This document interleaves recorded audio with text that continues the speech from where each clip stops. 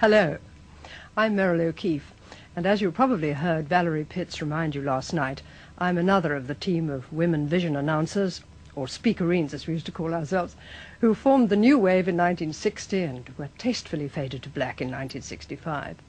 Well, when I joined, there was as yet no BBC Two, and although we were always dressed in glorious Technicolor, we were perceived only in black and white and composed of 405 lines, and we were also never perceived below the waist.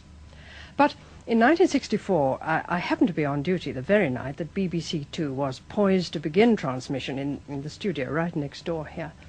But the now famous power failure took care of that.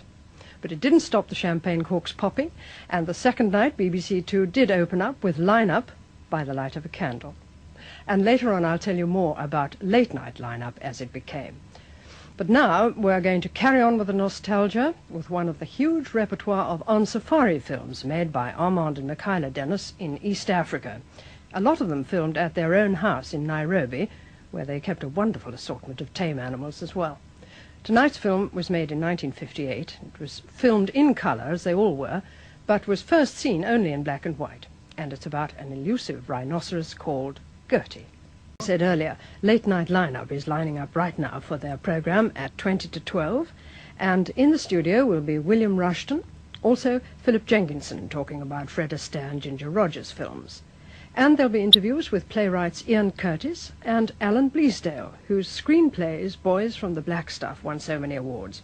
Tonight you'll see one of the best of the five. I thought it was the best, Yossa's Story. But before it starts, I'll bow out.